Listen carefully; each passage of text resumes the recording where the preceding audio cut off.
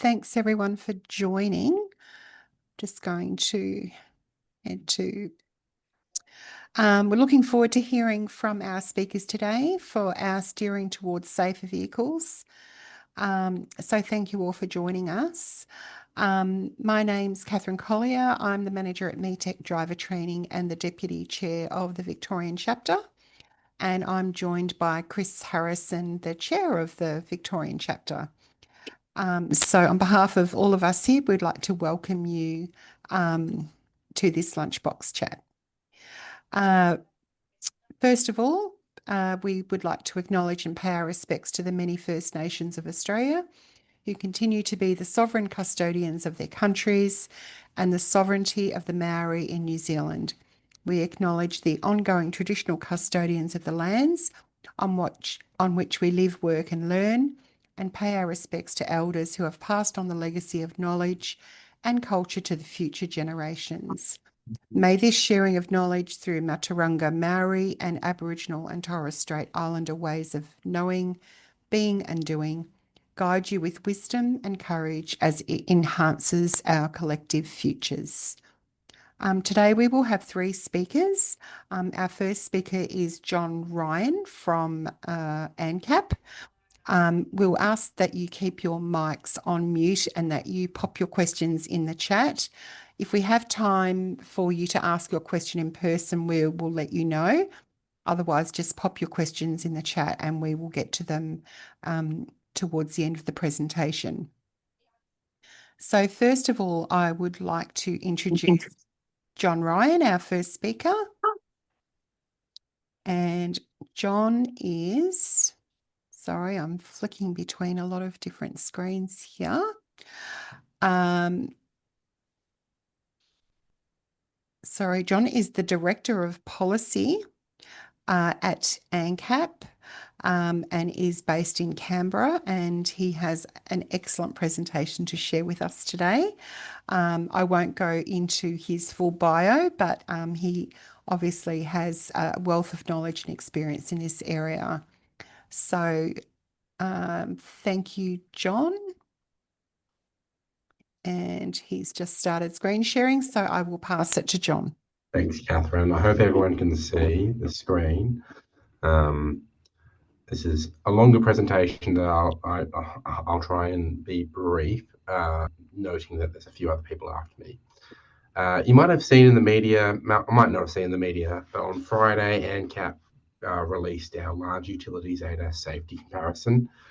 This is our first venture into sort of testing and exploring the safety of what lots of people call American pickups, large trucks. You know them when you see them, Ram 1500, Chevrolet Silverado, Toyota Tundra, which is Japanese rather than, and the Toyota Land Cruiser 796, which are Japanese rather than American. So hence the term large utilities rather than American pickups. And the Ford F-150. So all of these vehicles, I don't have to tell this group of some interest to the community. So just quickly, I hope most people here know who ANCAP are, but it's important just to highlight a few things. We're a non-regulatory consumer information, fleet information organisation. We undertake testing, both active and passive, of a wide range of vehicles. For the past 30 years, our focus has been on passenger cars, SUVs, and light commercial vehicles, which I know Chris has got something to say about shortly. But recently, we've been expanding into a wider range of vehicle types. So in 2020, we started looking at the larger commercial vans, so post 3.5, bigger than 3.5, 4.5 tons. And from this year, we've been looking at light trucks. So earlier this year, we came out with our light trucks analysis. Just important to note that everything ANCAP does is in excess of the Australian design rules. And that's always going to be the case. The Australian design rules specify minimum requirements. Our testing is about vehicles doing better than what the minimum requirements are. And we have a lot of conversations with the government about what those minimum requirements should be, because we have a lot of expertise in the area. But it's this is not about minimum regulatory standards. This is about performance above the regulatory standards. Just quickly, you know that this market segment has grown. If you looked at a road recently, if we exclude the Land Cruiser 79 series, which has a long history in Australia, this sales category has grown almost fourfold by 270% from 2019 to 2024. So it's a massive increase in sales. There's a lot more of them on the road than there used to be. And that rate of sales growth is significantly in excess of other categories of vehicles. So significantly in excess of even regular light commercial, significantly in excess of SUV growth rate over that period. So there's a lot more of them on the road. And there's a lot of safety concerns in the community about these. So we know from American crash data that these vehicles pose a high risk to people outside the vehicle. We don't have the Australian crash data to recommend that, to explain that in a statistically significant way.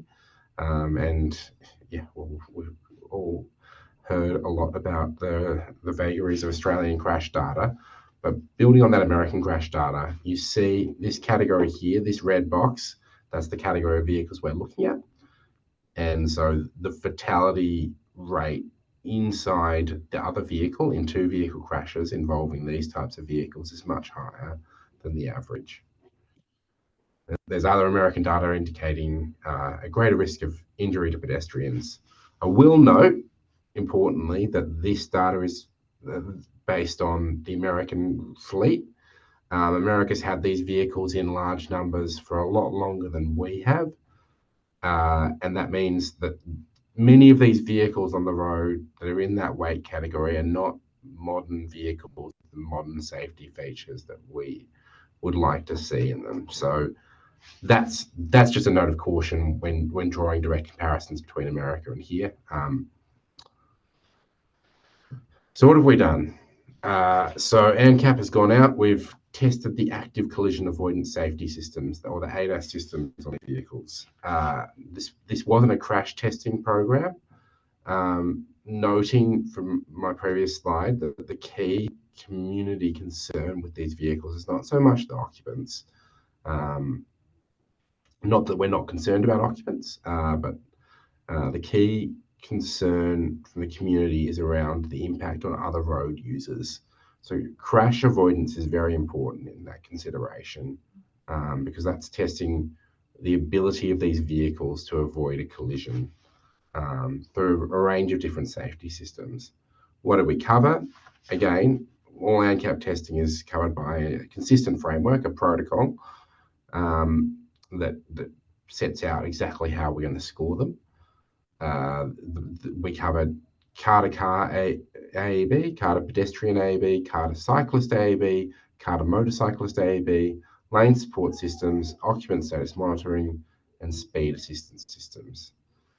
And we know from years of evidence in this space that these systems can promote safe driving and lead to significant reductions in the amount of collisions experienced on the roads. But we haven't done any crash testing at this point. What this looks like, we put the vehicles through a range of scenarios, range of test scenarios. We get our test targets out on the track, which are carefully designed to replicate the radar and camera profiles of visual profiles of pedestrians, motorcyclists, cyclists, and other vehicles. And then we put them essentially into those scenarios at a range of speeds and see how they perform. The performance rates then comes out to a scoring. In addition to that, we've looked at speed assistance, we've looked at occupant monitoring systems, active cruise control. There's a whole bunch of sort of less dramatic but still crucial, I think, to safe driving practice. Driver status monitoring is obviously one that's expanding a lot lately, which is about seeing whether the driver is fatigued or distracted. But it's also things as simple as seatbelt monitoring as well. Now, the way that we've scored this is similar to our core ratings program. Our core ratings program, we assess the vehicles across 4 pillars. That includes 2 crash protection pillars. So those aren't relevant here because we haven't put the cars through a crash test. What we have done is we've got 2 pillars. One's about VRU, or cyclists, motorcyclists and pedestrian protection. And one of them is about safety assistance. So that's about those other systems that are avoiding either collisions with other vehicles or just promoting safe driving in general. This is to ensure that we're promoting a balanced performance across the vehicle, across the areas. It would be impossible to receive a silver grading without performing at a high level in terms of vulnerable road user protection. I'm sure you're interested how this all came out in the wash. We were really pleased actually to see a broad spectrum of performance. And I think the message from ANCAP is very much, we're not telling people not to buy these vehicles. There's valid reasons. People want large towing capacities. They've got a lot to tow. We'll leave that question for other people. But if you are going to purchase one of these vehicles, we'd like to see you purchase the safest possible vehicle in that category, or a vehicle that's demonstrating a high level of performance. And it's important to note that these test protocols are very close in terms of the active safety to the testing that we do for passenger cars and other star-rated vehicles at the moment. So we saw the Chevy Silverado. This was let down by its vulnerable road user protection. So it didn't perform particularly well, and I'll get to the next slide and you'll see why. It didn't perform particularly well in vulnerable road user protection. So it ended up with a bronze medallion, being restricted by its lower score. The Ford F-150 did the best, so it had a relatively high level of collision avoidance, followed by the Ram 1500, and then both the Land Cruiser 79 series and the Tundra. And we were somewhat surprised, given that the 79 series is an older model, essentially, to see that it was performing better than the Tundra. And this is a really useful outcome. It shows the manufacturers where they could be. It proves that there is no fundamental limit in these vehicles in achieving a high level of collision avoidance, because we have an example of something that's receiving a platinum rating. And our conversations with the manufacturers have been very positive. So manufacturers and their Australian representatives, they see this universally as a reason for them to go back to their American or Toyota headquarters and say, we've got an incentive now to bring those higher levels of sensors, those high levels of performance, to tune our vehicles more to meet what the standard ANCAP has set out. So we're expecting that in future, this provides an incentive better. And that's the message that we've got from all of them. Even Ford is going and saying, well, what else can we put on the vehicle? Because all of these manufacturers, they're either by themselves or part of the broader groups they're part of, have access to the safety technologies that have performed much better in ANCAP's core testing. So if they bring that to market, if they bring that forward, and hopefully they will be bringing forward those safety technologies, we'd expect to see better performance from these vehicles going forward. You can see how this tunes out. The only notable thing here is that the Chevy Silverados still had a reasonably high level of performance. They would have got silver for if it was just assessing safety assist, so just assessing the ability to avoid collisions with other vehicles. But they're really let down by their vulnerable road user protection. And it's interesting to see when we break down the scenarios where this has occurred. So the Silverado is really fundamentally let down by a pretty poor performance in car to cyclists. So it should be fairly self-explanatory, although I know it's not colorblind friendly. But the Silverado has essentially got done very poorly, or seen no performance in all of the cyclist scenarios we've put to them. Whereas the other vehicles have shown, at least some level of performance, and the F-150 a high level of performance in terms of those cyclist protection scenarios. And that is an obvious thing for the Silverado team to address. They can go out and pick up and consider tuning their systems to consider cyclists more in the future, and hopefully if they come back with that they'll see a much better level of performance. I won't spend too much time on this, but the other notable thing was that none of the vehicles, around 1,500, had some capacity, but none of them showed a high level of performance in the reversing, essentially backover protection. So that's when the vehicles are backing into people. We've heard a lot about this in terms of dangers in driveways and in car parks to pedestrians from these vehicles. It's a reasonably simple technology. So we'd hope to see that now that we're incentivizing this, essentially, that these vehicles bring performance in that area forward to model updates. Now, if you want to look at all of this, it's all available. There's much more detail about this on the ANCAP website. We're expecting that this is not the end of the program. There's other large pickups in the market or coming to market. I understand even some of the Chinese manufacturers are considering bringing vehicles in this weight category forward. And then again, you've got things like Ford Super Duty, Elyas Grenadier, which we haven't assessed, which are coming to market or are in the market at the moment. And if those manufacturers who have scored poorly do bring those model updates, we'd expect that, as they often do in cars, that they're likely to sponsor an additional independent testing by ANCAP to show that they've improved substantially. So this is a really positive outcome.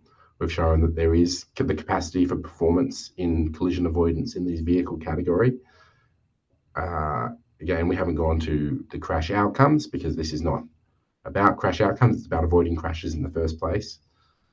But we're really pleased with the outcome at this stage. So I'm interested in views from the audience on this program. I suspect a lot of questions will be, why haven't you done crash testing? Part of the reason is that it's expensive, but we're looking at this going forward. That's something that we're considering as an opportunity going forward, whether we put these vehicles through crash testing. Again, there's not a technical barrier to doing so. Part of the reason is they are very expensive, and we only have a limited budget to pursue this program with. And they're inherently expensive vehicles.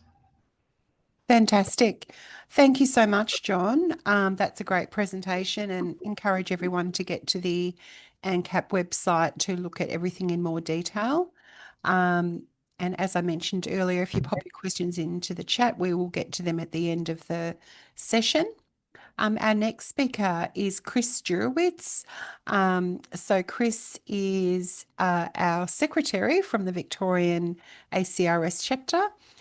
He is also a principal transport safety engineer and director of Safe Mobility. So welcome, Chris. Thank you. Thank you very much. I'll just share my screen and just mention a couple of things. You should be seeing this.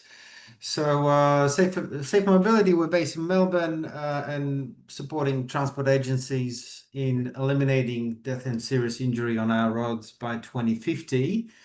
And the way we do this is through scientific evidence in safe system design. So we're a research consultant, evaluations, and data technologies.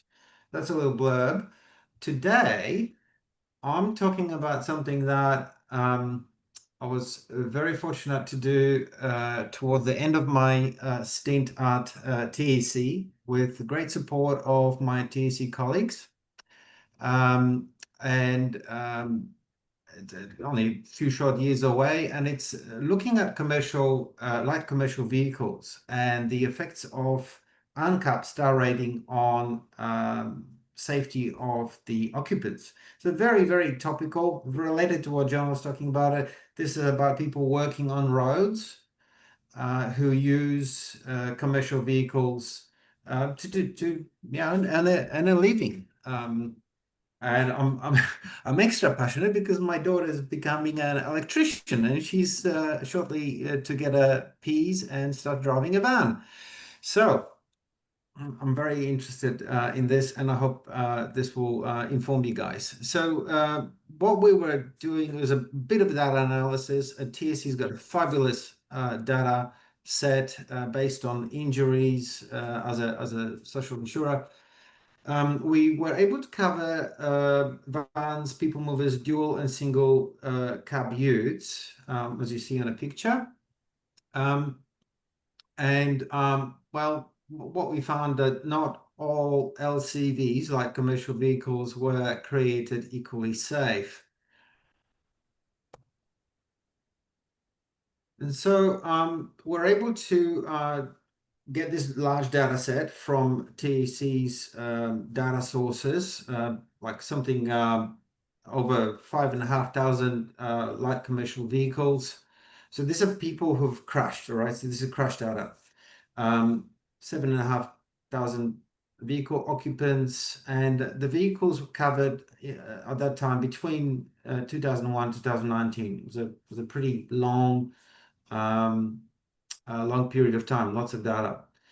And what I was able to do is to do multivariate binary logistic modeling, basically looking at odds, the probabilities of a fatal or serious injury outcome for the occupant, and also looking at the MACE2 plus and MACE3 plus injuries. Now, for those who are not in that kind of jargon, these are basically MACE3 plus the sorts of injuries you wouldn't wish on your worst enemy. They're life-changing injuries, not necessarily ending in death, but they're horrific, life-changing and life-limiting injuries. So these are the heavier end of the fatal and serious injury scale. And so we're looking at the probabilities of ending up in those sort of injuries in a light commercial vehicle. The one metric that is most commonly used is the FSI, the fatal serious injury crash, so hospitalization and worse, including death. So what are the findings? What was very clear was that your probability of risk of ending up with a fatal serious injury crash, fatal serious injury outcome as an occupant was very dependent on the star rating of your vehicle. I mean, you couldn't get more common sense. It's nice to see sometimes when data actually tells you that we're getting what we're aiming to get with these star ratings. They're working.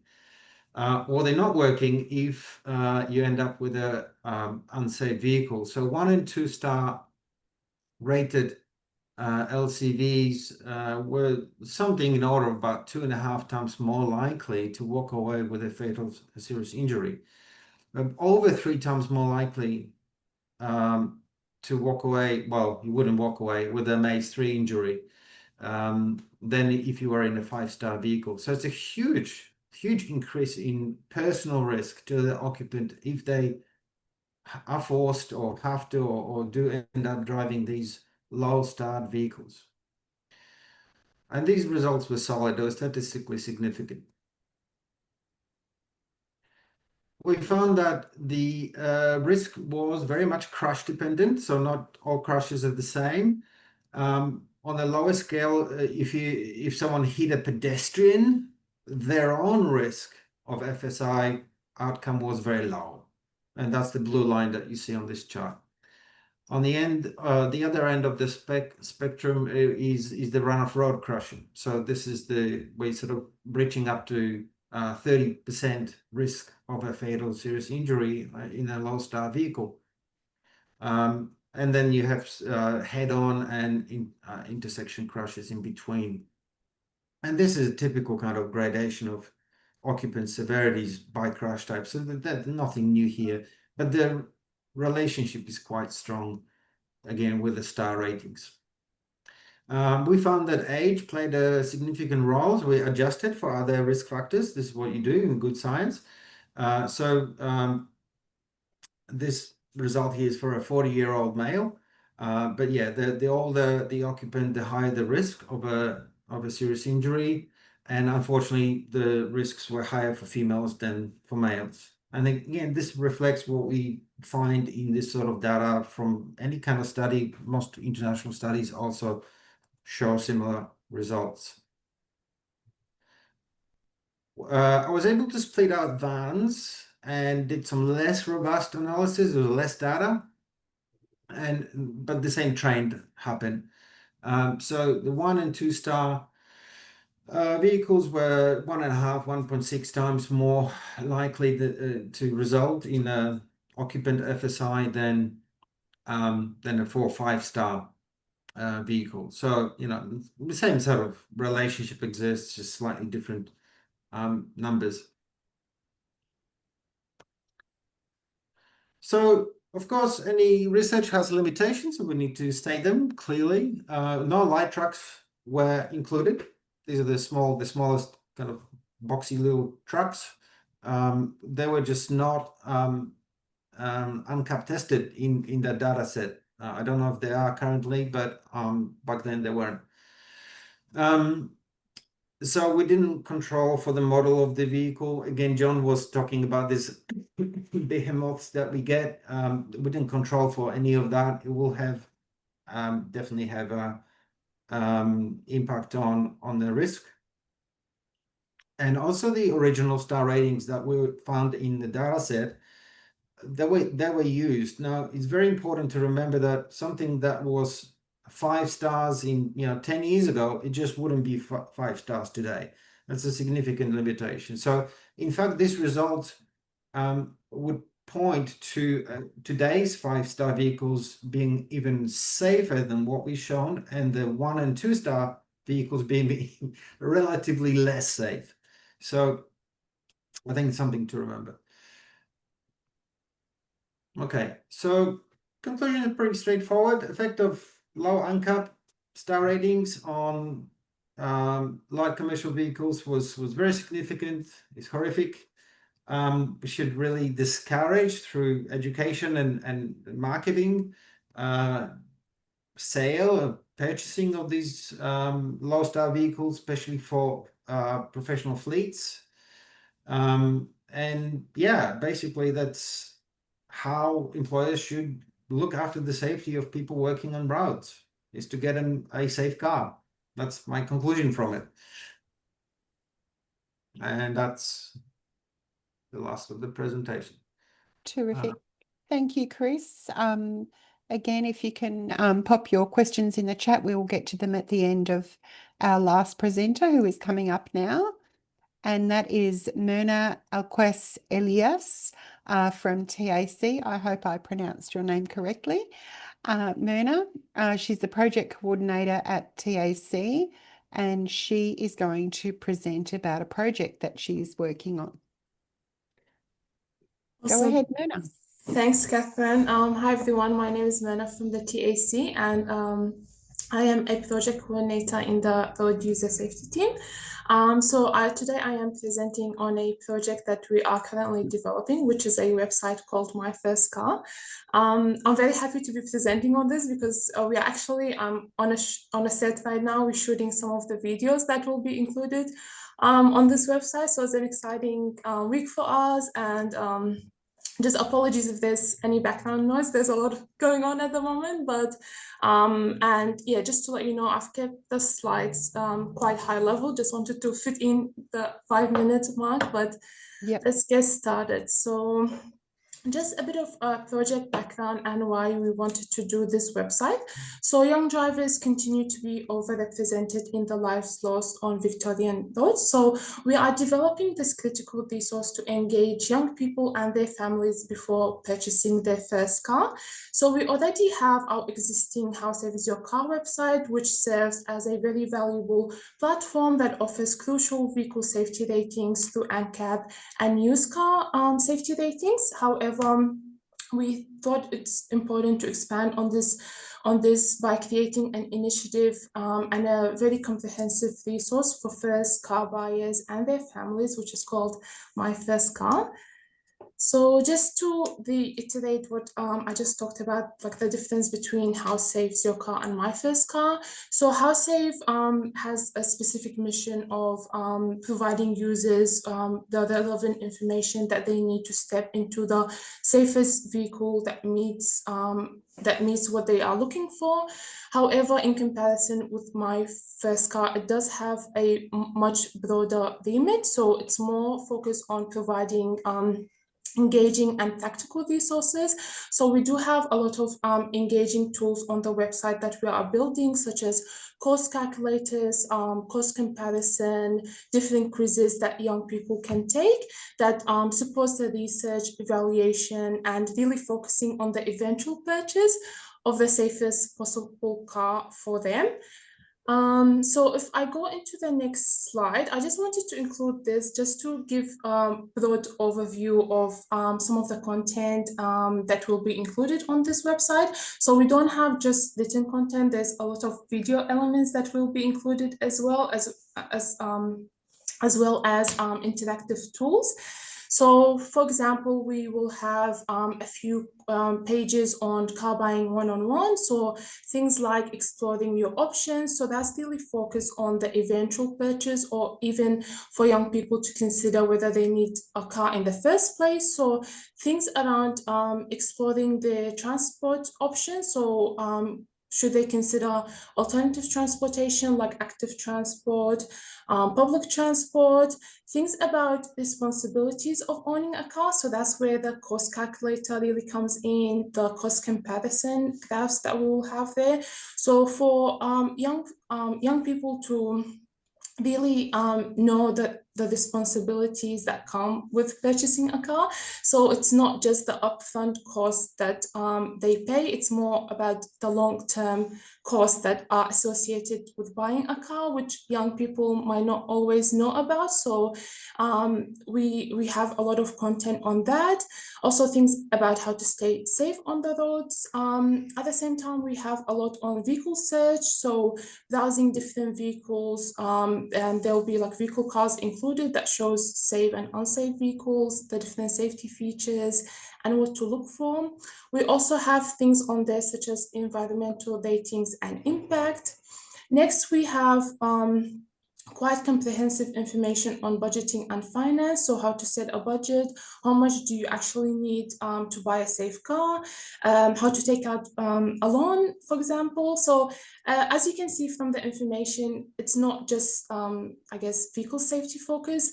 And this came through very heavily through the user testing that we did. So young people were looking for a comprehensive resource and I guess, credible information that they can trust.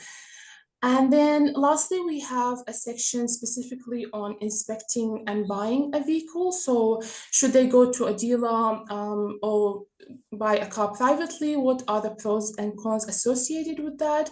Also things about how to inspect a car and test drive a car. So that's the videos that we are actually filming today. And also what safety features they should look for, what are the priority features they should focus on and make sure that they have in their vehicle. And finally, there will be information about how to negotiate and buy your car, which will be super helpful information. Next, I just wanted to include this slide to give an overview of the brand personality. So the My First Car brand will definitely evoke a sense of freedom, possibility, and release from constraints, empowering young people to explore their independence. So this will come through very heavily through the tone of the website, as well as the videos that we will include on there. Also, we are big on empowering young people to feel confident enough, and also their parents to feel confident that they are buying the safest possible car for their children. So the brand will actively work to boost the self-belief, agency, and decision-making capabilities of its young audience. We will definitely be coming across and through all of the content, written content and visual content that will be included on the website. It will definitely be very much credible, as from all the user testing that we did before we started the website, during, and that we continue to do, many young people have told us that there is a lot of information out there, but mainly misinformation, so they don't exactly know what to trust. So this resource will definitely give them advice that is credible and right for them. And lastly, the brand will be as relatable as possible. We want young people to understand that we are on the journey with them. We understand their challenges that they currently face and what motivates them. So we are doing that, and we did that through user testing, and we will continue to do that. With this brand, we definitely are not speaking at them or to them. We are more so guiding them through this journey together. Next, I just wanted to include a few shots of the brand application and what the branding currently looks like. So this is a sample only, just because the website is not yet live. It will be live early next year, but we do have the My First Car logo confirmed. So you can see some of the brand application, the color palette, and what it will look like. So very much interactive, lots of videos on there, lots of images. We didn't want to have any big blocks of information that we know young people would not be interested in. And as we can see from the color palette, it's very much close to the How Safe Is Your Car website, because there will be links where users can navigate between the two websites back and forth. So just some brand application here. And next, I just included just high-level prototypes of what the website will be looking like. So that's the end of my presentation. Happy to take any questions. Thank you. Thanks so much, Merna. So I'm going to hand over to Chris Harrison now, the chair of the Vic chapter, and Chris will look after all of your questions and wrap it up. Thanks, Kathy. And thank you so much, John, Chris and Merna. Some really interesting perspectives, I guess, when we're thinking about steering towards safer vehicles. So really looking at, you know, some of those ratings around the bigger vehicles that we're seeing on the roads now within the workplace, and for our young people, you know, coming into this space of owning vehicles and making sure we get the safest. I'm just looking at the questions that are in our box. So thank you for your presentation. Now, I have asked people that they can speak to you directly, whether the question is to someone specific or whether the whole group, you know, might want to buy into that question. Now, the first one that's here is from Wazza. Wazza, do you want to unmute and ask your question?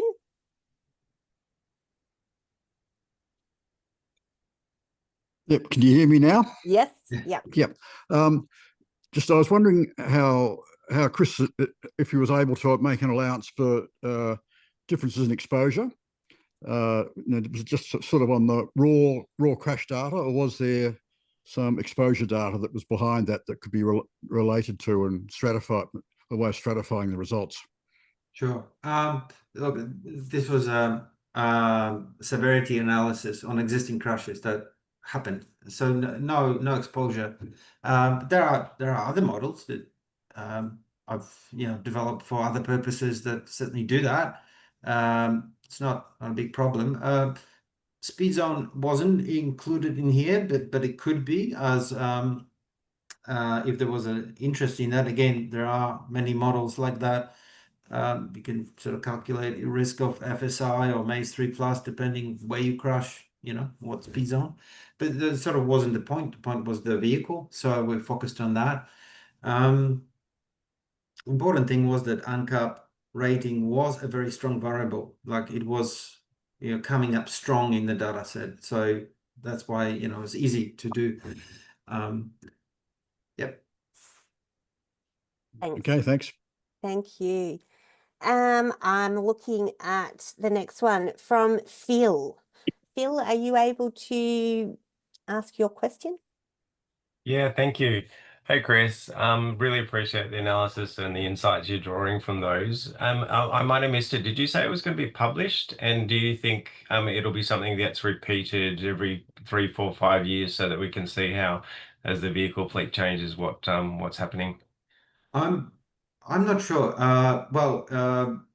This presentation will be made available, so that's one way of publishing it.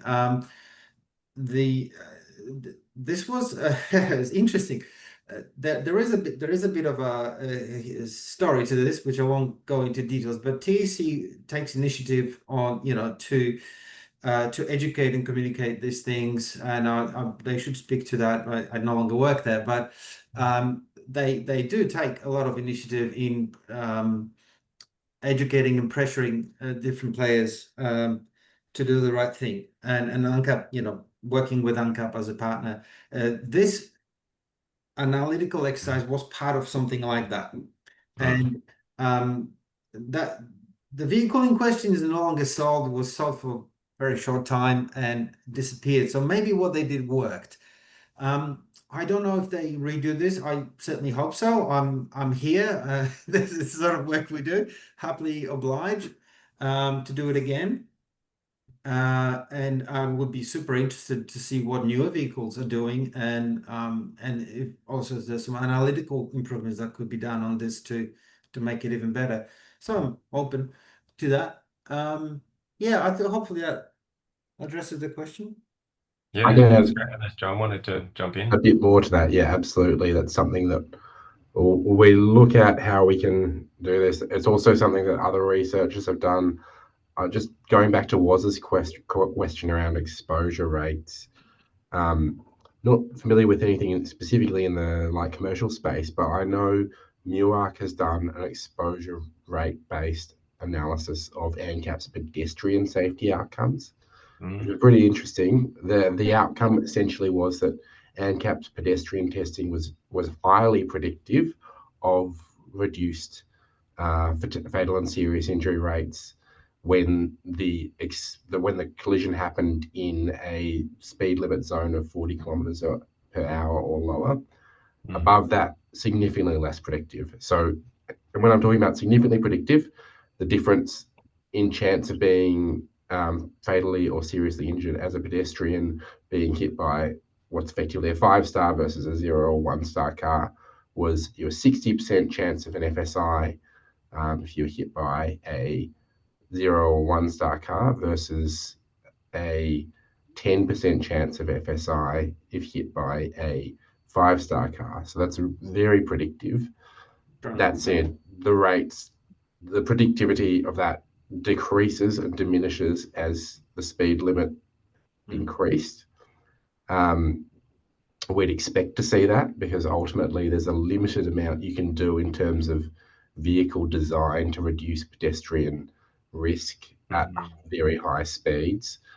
That's in terms of the crash outcomes. The result of that is that we have moved, or we've expanded our focus to those collision avoidance technologies. So you can't necessarily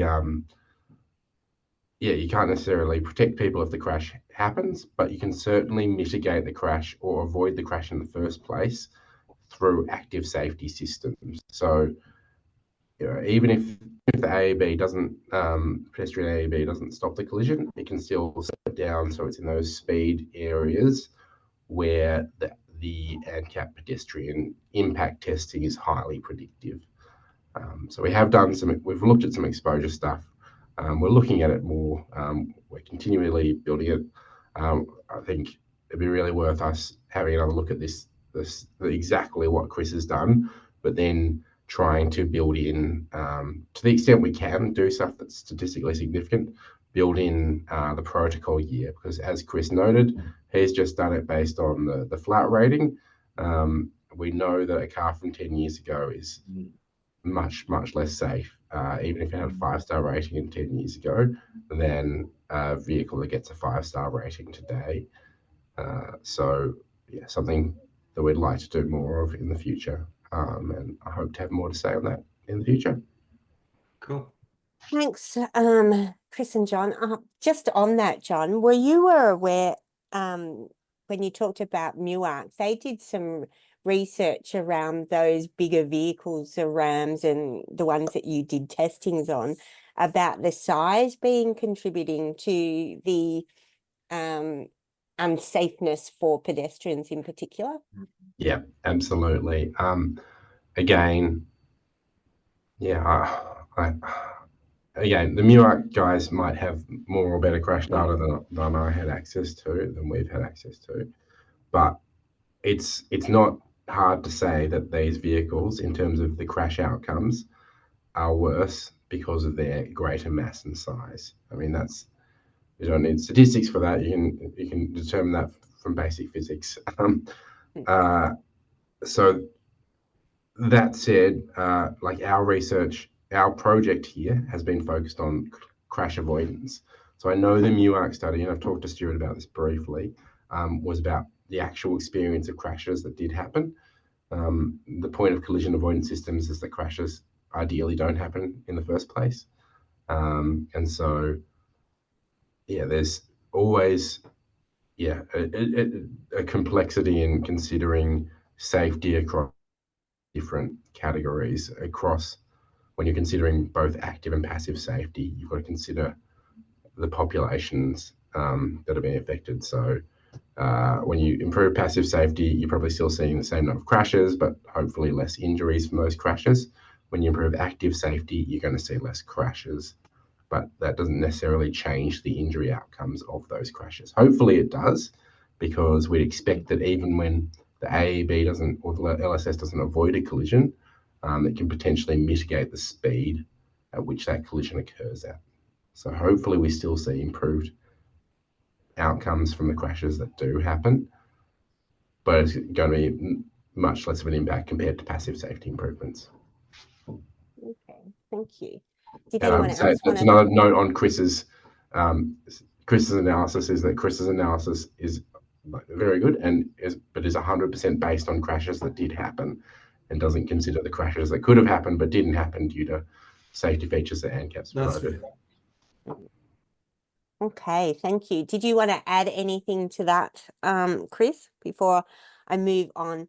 Tanner, I'm not sure if your question has been answered, but do you want to speak to that or something else in relation to Chris's findings? I will fumble around with my camera. Hi, Chris. Hi, everyone. I think, Chris, you might have already answered that previously. So, sorry, Chris Jurewicz, that is. But if it hasn't been fully answered, I guess my question is, will this information somehow find its way to fleet managers? Because this is probably where the influence of what your findings are is going to be most valued. Yeah, I hope so. I understand the National Road Safety Partnership is working through Newark, and as John noted, they're doing a lot of this type of research for many years. So hopefully that connection exists and is pumped out through various newsletters and educational materials that they do as part of their outreach specifically to fleet operators. I hope so. I know some people there, so we chat sometimes, and that's the work they do. I can't answer any better than that. No, that's great. I think that's one of the best channels to go through as well. Sorry, John, I interrupted. No, absolutely. The short answer is yes. The longer answer is we should do it more, and we should do it more often. And that is always going to be the case. I obviously talk to Jerome and NRSPP all the time. We put this sort of stuff out through them regularly. We also have a good relationship with the Australasian Fleet Management Association, and we regularly pitch articles into the AFMA magazine, present at the AFMA conference. But you reminded me I should do that again in the near future. So I'll have a good chat with Mace, and you're right. Maybe see if there's an update to Chris's work that we can put together. Wonderful. Fabulous, thank you. All right, there doesn't seem to be many more other questions, but there is to Merna. Like, Chris, do you want to talk to your question to Merna? Very quickly, I wonder if I missed something, but is there a launch date for the website? Yes, so As we are currently still working on the build of the website, we aim to launch early 2026, but I can't give a specific launch date. But once we are closer to the launch, then we'll do promotional activities. So at this point, early 2026. But yeah, it's great to see the positive feedback from everyone. Excellent. Thank you. Thank you. Thank you. Well, I think that takes me to the end of the questions that I can see in the chat box. Does anyone have any final burning question before we finish up with our Q&A? And if you do, you can unmute yourself and make yourself known.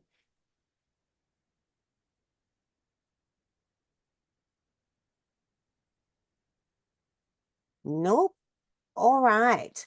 Well, thank you for giving up your lunch. I hope you got to have a nibble on something if you've got to get straight back into something at work. And, you know, again, thank Chris, John and Merna for the amazing presentation and, you know, everyone who registered and came along. And certainly, you know, the feedback in there and the questions has shown that it's so obviously a topic of interest to people. So thank you. I would like to close by saying, like, we have found out that our lunchbox chats have been really something that people have been interested to, and we're hoping in 2026 that we'll have some more regular every second month like we kind of planned, but things kind of come in the way. But if you've got topics, specific areas that you would like to have speakers come in, we try to get some different perspectives so that we can have a really good, robust question and discussion at the end, and obviously some things that we can take back into our own works. We will send an evaluation link after this, so please do complete it because it gives us an idea of what's working, what's not working, you know, and those topics that people might like to see across our membership in Victoria, although we know that lots of people from outside of Victoria come along and join in on these lunchbox chats. And just a reminder, if you have attended and are not currently a member of ACRS, please do consider becoming a member. You know, it really is a peak membership, and even just going to our conference recently really showed the depth and width of the people that are involved in road safety across our Australasian and international space. So it's really great when we get to come together and do things like this to have those conversations. And if you've got any questions, queries, whatever, you can contact me, the chair of the ACRS Victorian chapter at vic@acrs.org.au. So thank you once again, and I think we're finishing on time, so we're not even keeping you over. So thank you, and I look forward to our next gathering together, which for us in Victoria is a conference recap in person, and you would have seen that come across the ACRS news as well. So we look forward to seeing as many of you as possible if you're living in Victoria. So thank you and goodbye.